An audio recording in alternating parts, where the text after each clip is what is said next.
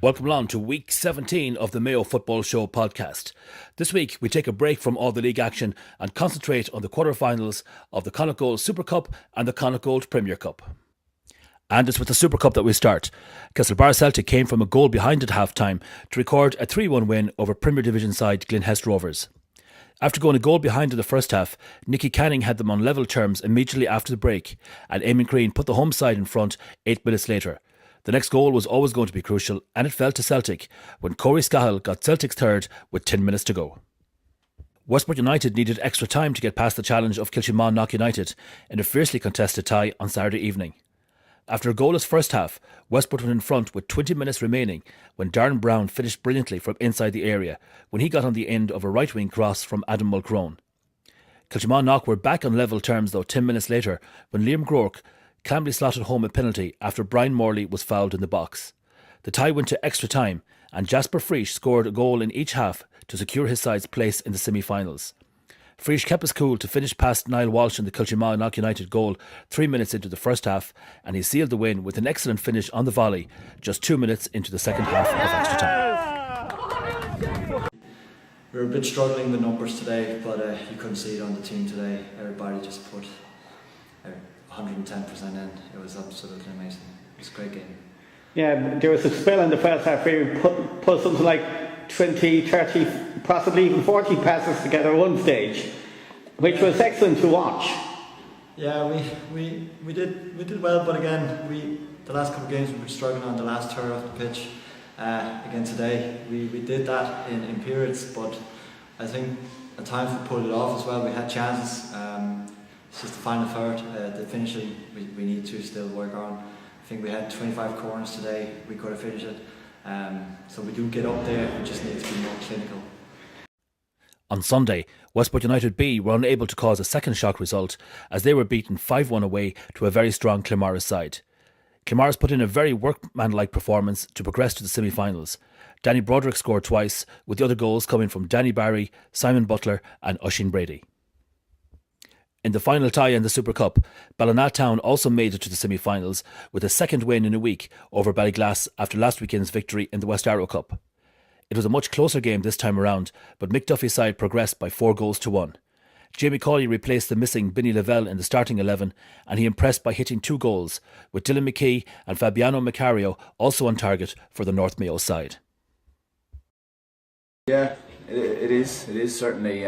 You never know what type of team. I know Ballyglass were a lot stronger than they were last week, so we had to be ready for that. We knew that they'd have an extra bite, which they did have.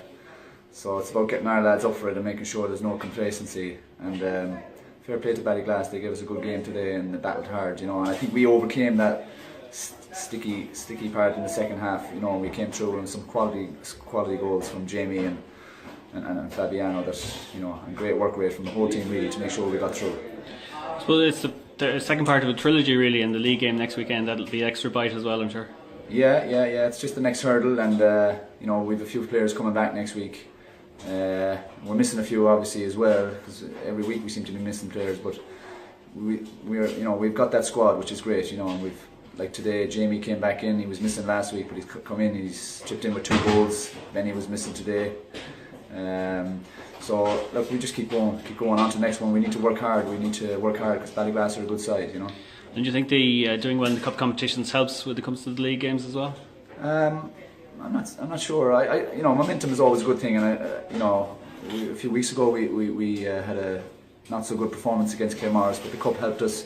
We had a cup game the next week and we bounced back as well. So if you call that helping the league, I suppose it's kind of getting back into momentum again. So I suppose it does, yeah. Thank you very much and good luck next week. Thanks. In the Connacht Gold Premier Cup, Ballyhonnestown continued to score goals for fun as they put 7 past Partry Athletic on Saturday evening. The top league goal scorers across all 4 divisions were once again in top form as they were way too strong for the League One side.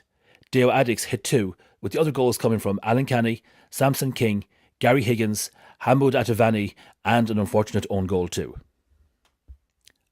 Manila B recorded a second successive 2-0 win over Ballinatown B to move a step closer to another cup final at Solar 21 Park. The win last week moved Manola 5 points clear of Ballina at the top of League One, and they rubbed salt in the wounds with another good performance on Saturday evening, as manager of the month for June, Mossy Lally, guided his side to another semi-final. Snugbury United made it 13 wins in a row as they won 5-2 away to League One side Crossmolina on Sunday afternoon. Despite going behind early on, Alan Curry's side recovered to lead 3-1 at the break. Alan Lyons, Jason Ormsby and Jonathan Duffy got their goals in the first half, and they also had a penalty saved from Inda Lavelle. Crossmolina got the next goal after half-time, but as Crossmolina pushed for an equaliser, Snugburgh found more space in the Crossmolina defence, with Alan Lyons grabbing his second with a great individual run before Robert Ehlert slotted home the final goal to complete the scoring.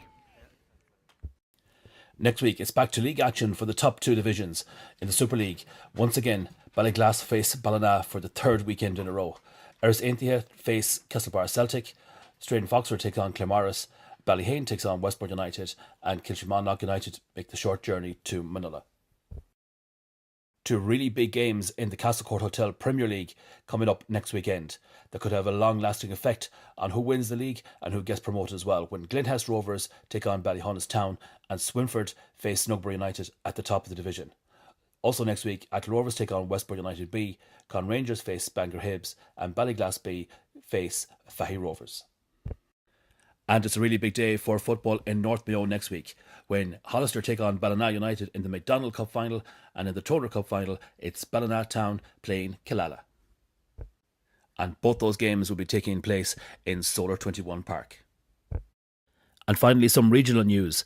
The Connacht FA hosted the draw for the inaugural Connacht Champions Cup, which will be held next month. The competition will feature the top two sides from each of the four leagues in the province. Westport United and Manola will be Mayo's representatives this year and have been rewarded with home ties against Ballinasloe Town and Athenry respectively. The two Mayo clubs will also have a home semi-final should they progress past the first round. Damien, I'll start with you.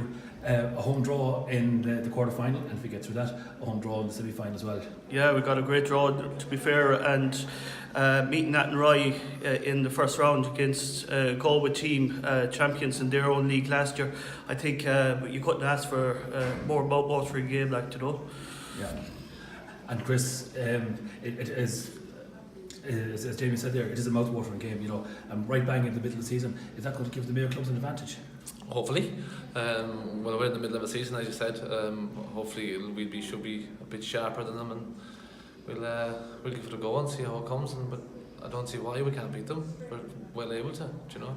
What does this competition mean to the club? I think it's a progression from your Super League, you know. You have to finish in the top two in your Super League, you know. So it's a target there for anyone that's in the league from fifth place up, you know, to finish strong in their league, to get in the top two, get in this competition and play the best teams in Galway, like, you know.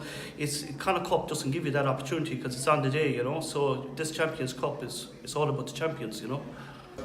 You've just done the draw, you've just seen it there. You've got a home tie in the quarter-final against Ballinasloe, and if you overcome that, you have a home tie in the semi-final as well. So you must be pleased with that. Yeah, like home to Ballinasloe, it's going to be a tough game. Every game is going to be tough in this competition. I think the last time we played Ballinasloe was 2013, I think. Always a tough game. The final, wasn't it? That was kind of Cup final, yeah. But we've been always keeping an eye on them, what they're doing, like, and they're always competitive. They're always there and thereabouts in the Connacht Cup, so they live for cup competition. So usually you're waiting the game. So does Westport.